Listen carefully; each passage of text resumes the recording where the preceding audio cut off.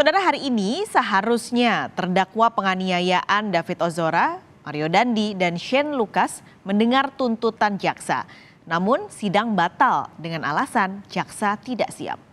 Pada sidang sebelumnya pekan lalu, hakim menyatakan sidang tuntutan dilaksanakan Kamis 10 Agustus. Setelah jaksa dan penasehat hukum Mario Dandi menunjukkan sejumlah barang bukti yang dipakai hingga dibawa ketika menganiaya David Ozora. Mario dan Shane didakwa melakukan penganiayaan berat terhadap David Ozora yang terjadi pada 20 Februari 2023. David bahkan harus terbaring koma selama lebih dari 30 hari.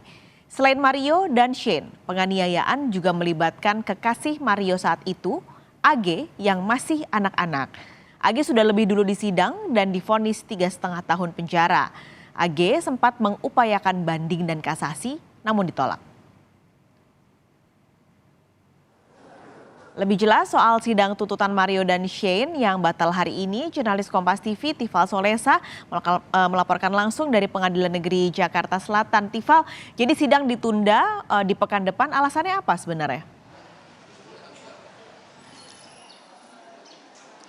Jaksa penuntut umum Meidarlis di hadapan majelis hakim di ruang sidang utama Pengadilan Negeri Jakarta Selatan pagi ini menyampaikan bahwa berkas tuntutan untuk kedua terdakwa Mario Dandi Satrio dan juga Shane Lucas Lumbantoruan ini masih belum siap, sehingga butuh waktu untuk menyempurnakan lagi berkas tuntutan itu. Ini pun diperkuat lagi lewat konfirmasi saya lewat pesan singkat saat ini atau beberapa saat yang lalu kepada Kepala Kejaksaan Negeri Jakarta Selatan, Syarif Sulaiman Nahdi. Ia menyampaikan jaksa sedang menyempurnakan surat tuntutan. Jadi mohon waktu sampai hari Selasa depan.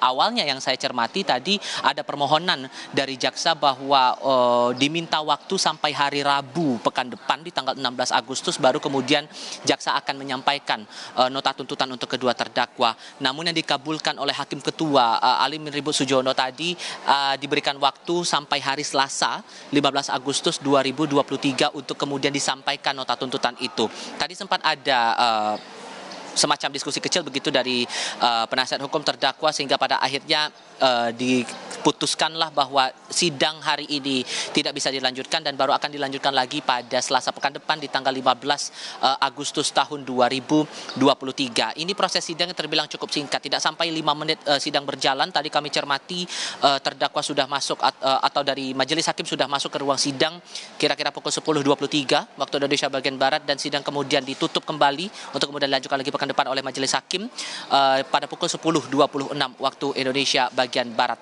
Yang perlu juga dicermati di sini adalah tuntutan ini dibacakan setelah kita semua atau publik sudah mendengarkan keterangan saksi maupun juga ahli dari kedua belah pihak, baik itu dari jaksa penuntut umum maupun juga dari penasihat hukum Mario serta Shane Lucas Lumbantoruan untuk meneguhkan dakwaan terhadap keduanya yang disebut ataupun yang dianggap oleh jaksa penuntut umum melakukan atau secara bersama-sama melakukan penganiayaan berat dengan rencana terlebih dahulu terhadap korban David Ozora yang berstatus masih sebagai anak. Paskalis.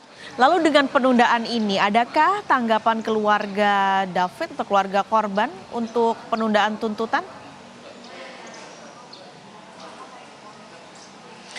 Selepas sidang tadi dari ayah David Ozora, Jonathan Latumahina, didampingi juga oleh penasihat hukum keluarga David, Melissa Anggraini, sempat menaruh curiga. Ia menyampaikan kepada pewarta tadi menaruh curiga tampaknya ada upaya komunikasi yang sebelumnya sudah dilakukan antara jaksa dengan tim penasihat hukum kedua terdakwa bahwa tidak jadi dibacakan nota tuntutan itu pada hari ini.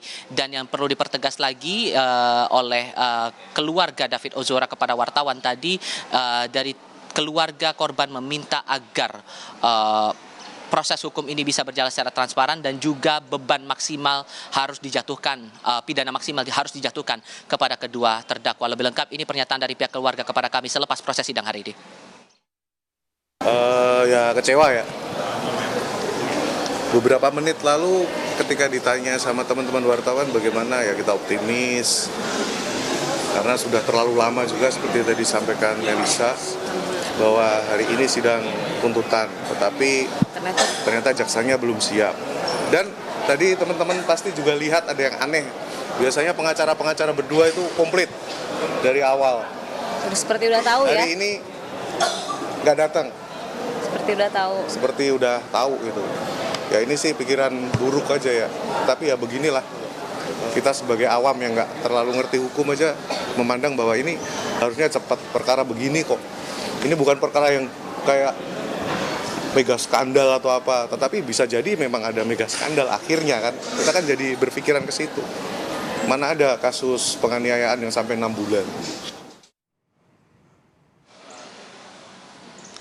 Dikonfirmasi lewat pesan singkat maupun lewat sambungan telepon, Kepala Kejaksaan Negeri Jakarta Selatan Syarif Sulaiman Yahdi juga mengonfirmasi kepada saya bahwa tidak benar ada upaya komunikasi sebelum proses sidang hari ini antara jaksa penuntut umum dengan tim penasihat hukum kedua terdakwa yang berujung pada batalnya pembacaan tuntutan terhadap Mario dan juga Shane Lucas pada hari ini. Perlu diingat bahwa untuk kedua terdakwa ini sekali lagi dijerat dengan aturan Kitab Undang-Undang Hukum Pidana atau KUHP serta Undang-Undang Perlindungan Anak yang menilai mereka ikut serta dalam upaya melakukan penganiayaan berat dengan rencana terlebih dahulu terhadap David Ozora. Khusus bagi Shane Lucas ini dijerat juga dengan pasal pengait pasal 56 ayat 2 Kitab Undang-Undang Hukum Pidana yang menjatuhkan ataupun dia dianggap Shane Lucas ini dianggap sebagai pembantu kejahatan karena memberikan kesempatan, sarana atau keterangan untuk melakukan tindak kejahatan. Maksimal pidana untuk keduanya dijatuhi adalah selama kurungan 12 tahun penjara sesuai dengan pasal 355 Kitab Undang-Undang Hukum Pidana. Apakah pidana maksimal akan dijatuhkan? Sidang lanjutan ini akan menarik untuk dicermati pekan depan di tanggal 15 Agustus. Pak Skalis. Rival Solesa, terima kasih melaporkan langsung dari Pengadilan Negeri Jakarta Selatan.